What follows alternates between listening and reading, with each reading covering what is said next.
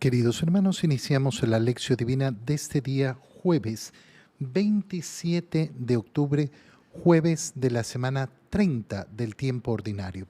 Por la señal de la Santa Cruz de nuestros enemigos, líbranos, Señor Dios nuestro, en el nombre del Padre, y del Hijo, y del Espíritu Santo. Amén. Señor mío y Dios mío, creo firmemente que estás aquí, que me ves, que me oyes. Te adoro con profunda reverencia, te pido perdón de mis pecados y gracia para hacer con fruto este tiempo de lección divina. Madre mía Inmaculada, San José, mi Padre y Señor, Ángel de mi guarda, interceded por mí. En este día jueves continuamos con la lectura de la carta a los Efesios y leemos el capítulo 6, versículos 10 al 20. Hermanos, busquen su fortaleza en el Señor y en su invencible poder. Utilicen las armas que Dios les ha dado para poder resistir a las acechanzas del diablo, porque no estamos luchando contra fuerzas humanas, sino contra las fuerzas espirituales y sobrehumanas del mal, que dominan y gobiernan este mundo de tinieblas. Por eso, para que puedan resistir en los momentos difíciles y quedar definitivamente victoriosos, revístanse con la armadura de Dios. Que su cinturón sea siempre la verdad, su coraza la justicia, su calzado la prontitud para anunciar el evangelio de la paz. Que la fe les sirva siempre de escudo para protegerlos y apagar las flechas incendiarias del enemigo malo. Pónganse el casco de la salvación y empuñen la espada del Espíritu, que es la palabra de Dios. Y con la ayuda del Espíritu Santo, oren y supliquen continuamente. Velen en oración constantemente por todo el pueblo cristiano y también por mí, a fin de que Dios me conceda hablar con toda libertad para anunciar el misterio de Cristo, contenido en el Evangelio, del cual soy embajador, aunque estoy encadenado. Pidan pues que tenga valor para predicarlo como debo. Palabra de Dios.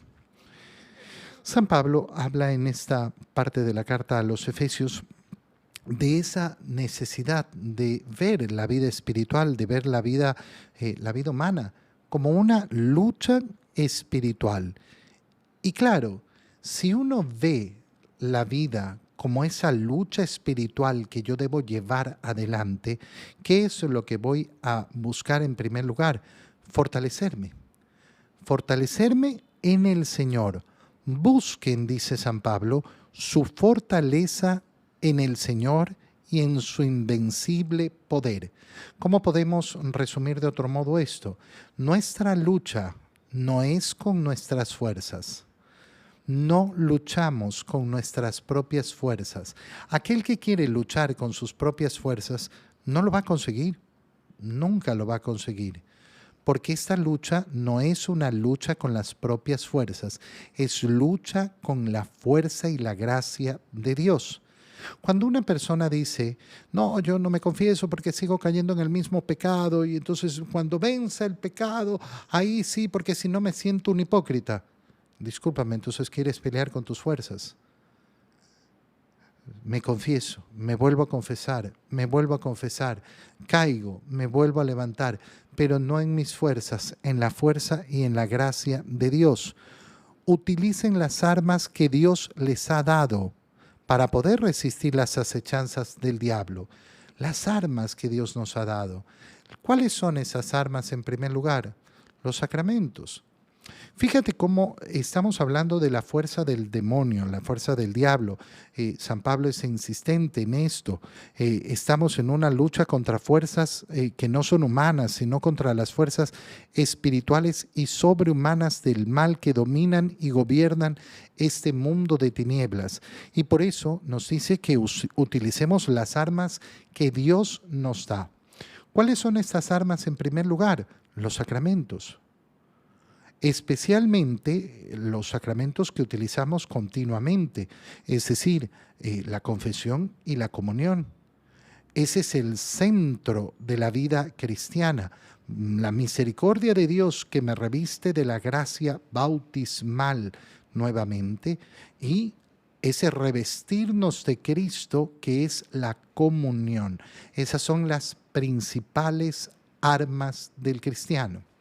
Cuando nosotros vemos, en cambio, que una persona anda buscando cualquier otro tipo de cosas, no, no, es que yo, el agua, el aceite, que el santito, que el no sé qué, que el no sé cuánto, y después de ahí, de eso que son sacramentales y que son cosas muy útiles y bellas, se pasa de una manera muy fácil a los amuletos, a los talismanes, a la confianza en todas las porquerías que ofrece el mundo y que no son armas de Dios. Claro, no, tantas personas que no, es que a mí me dijeron, que me echaron, que me hechizaron, que me hicieron no sé qué, que me hicieron un daño, que me hicieron mal, que me ojearon, que me...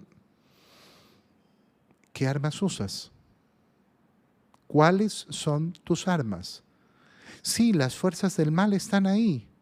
Hay personas que a mí me preguntan, padre, ¿es verdad que las fuerzas del mal, las fuerzas demoníacas? Sí, por supuesto que son verdad. No, no son cuento chino, son verdad, son una realidad clara, evidente además de tantas maneras. ¿Y qué tenemos para luchar contra ellas? Las armas espirituales que nos ha dado Dios, no las que nos propone el mundo, no las que nos da el mundo.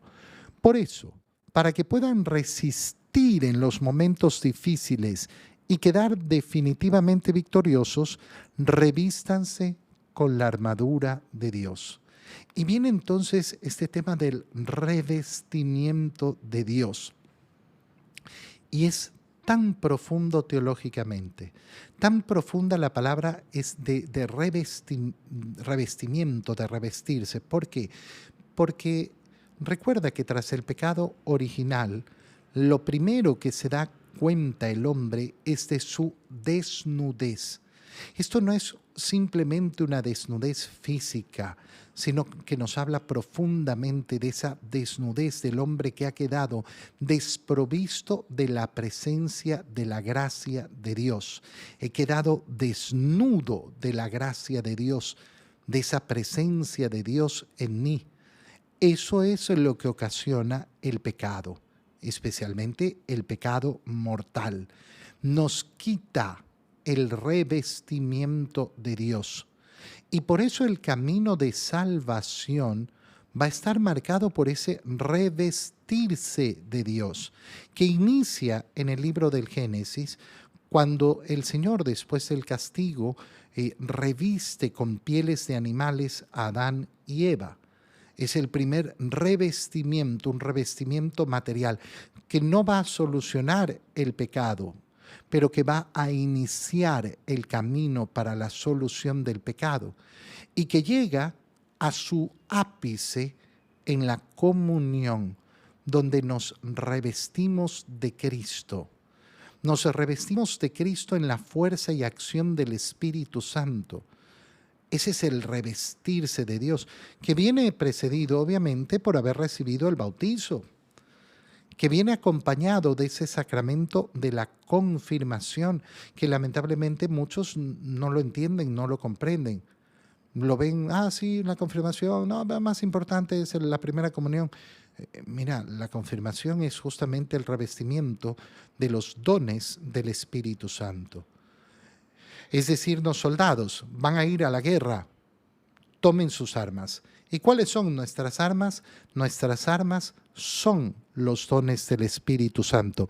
Mira cómo lo pone San Pablo de una manera tan bonita. Revístanse con la armadura de Dios para quedar victoriosos, definitivamente victoriosos. Cinturón, la verdad. Qué bonito. La verdad como cabeza en nuestro revestimiento. ¿Quién soy yo? Un colaborador de la verdad. ¿Por qué la verdad? Porque el Logos, la palabra de Dios, se hizo hombre y Él es la verdad. Yo soy la verdad. Yo soy la vida, yo soy el camino, yo soy la verdad.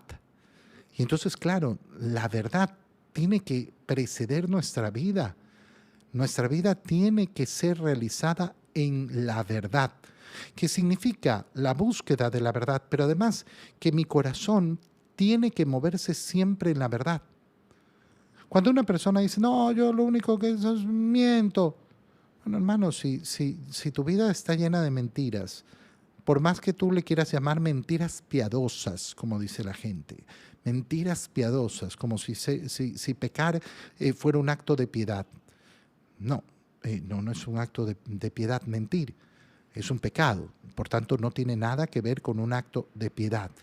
Por más que yo tenga, no, mentirillas y mentirillas, bueno, pero no estoy revestido de la verdad. Yo tengo que ser verdadero, sincero siempre.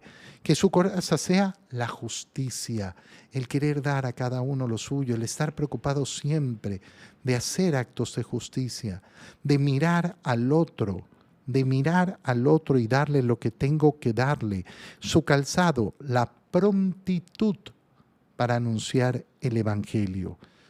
La prontitud para anunciar el Evangelio, que es un Evangelio, una buena nueva de paz. Que yo no sea de aquellos que se quedan callados. No, es que no puedo hablar, no puedo decir. La prontitud para hablar de Cristo.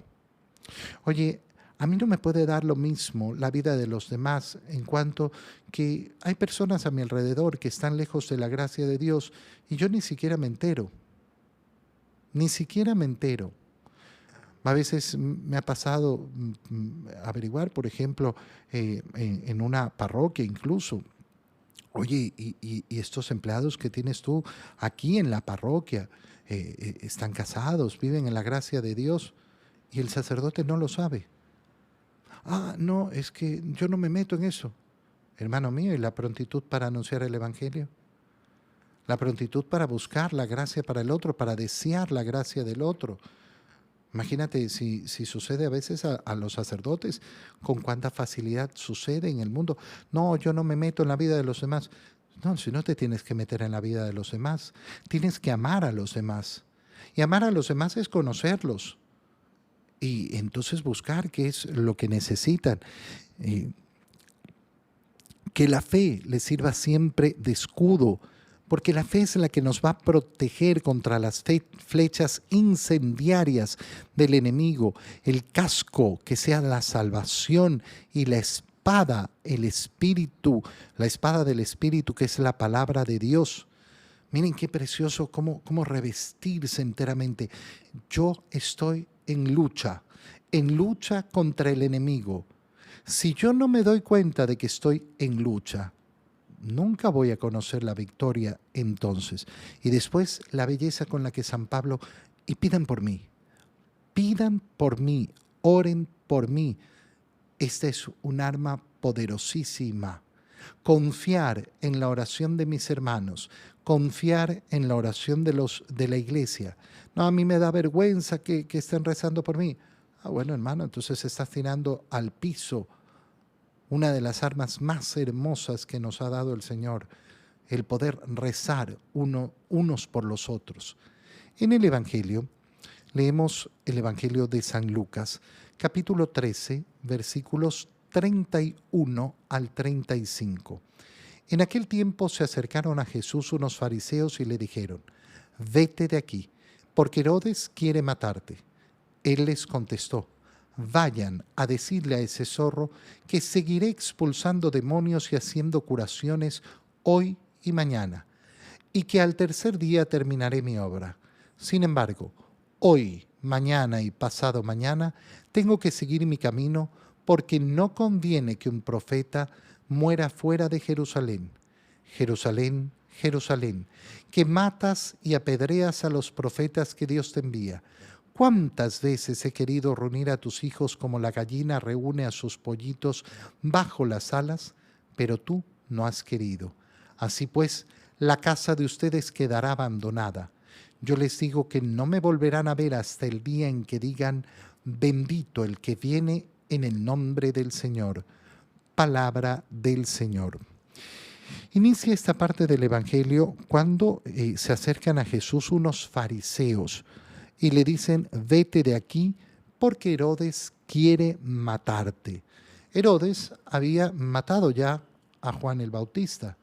Y entonces posiblemente sea verdad, posiblemente no sea verdad, no sabemos. Después vemos que Herodes más bien tenía esa curiosidad.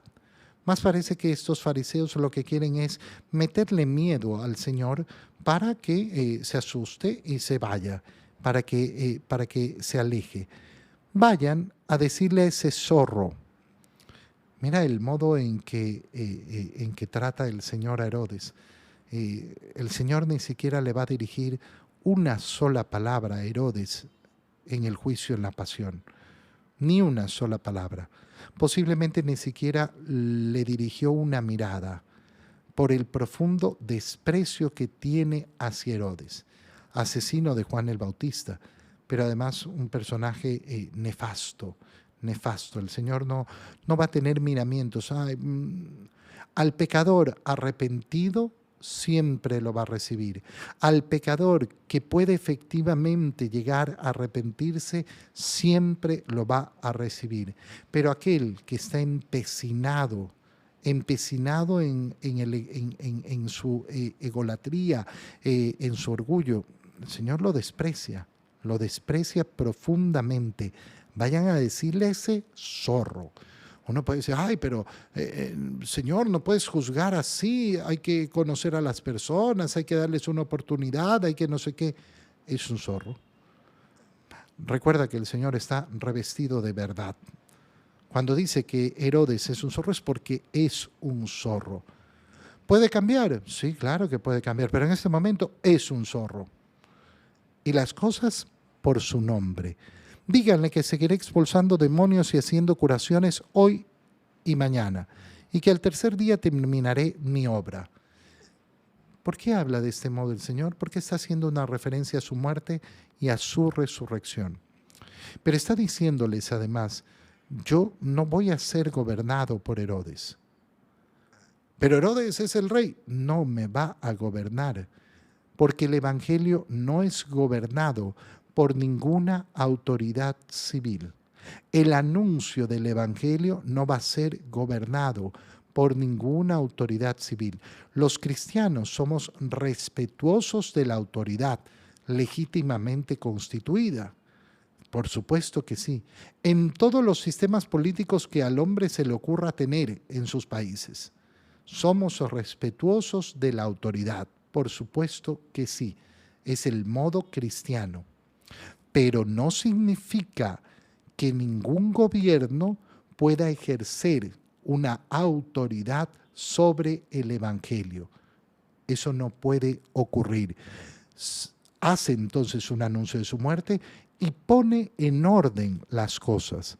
No conviene que un profeta muera fuera de Jerusalén, así que seguiré mi camino. Acuérdate que toda esta parte del Evangelio de San Lucas ha iniciado cuando Jesús ha tomado la firme decisión de ir a Jerusalén. Entonces todo lo que estamos leyendo apunta a eso, a Jesús yendo a Jerusalén. Y entonces clama el Señor, Jerusalén, Jerusalén, que matas y apedreas a los profetas. ¿Cuántas veces he querido reunir a tus hijos como la gallina reúne a sus pollitos? Pero tú no has querido. Recuerda cómo está la oportunidad de la salvación. Pero al final, cómo a pesar de que Dios da esas oportunidades, es el hombre el que dice no. La cerrada de puerta, el alejamiento, nunca ha venido de parte de Dios. Somos nosotros.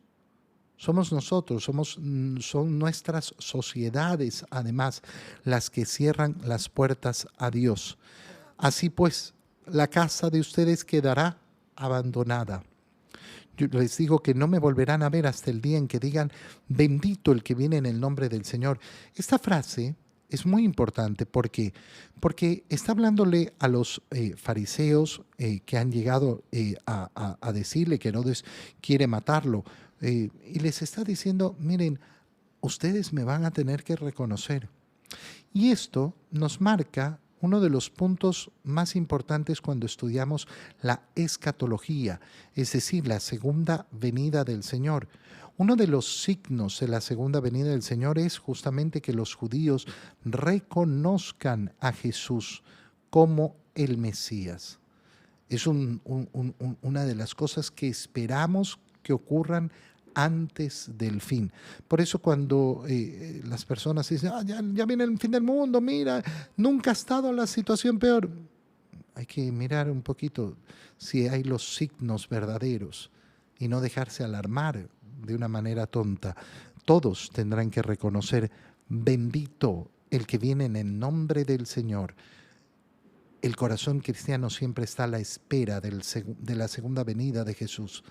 Ese es nuestro deseo ardiente en el corazón. Te doy gracias, Dios mío, por los buenos propósitos, afectos e inspiraciones que nos has comunicado en este tiempo de lección divina. Te pido ayuda para ponerlos por obra. Madre mía Inmaculada, San José, mi Padre y Señor, Ángel de mi guarda, interceded por mí. María, Madre de la Iglesia, ruega por nosotros. Queridos hermanos, un feliz día para todos.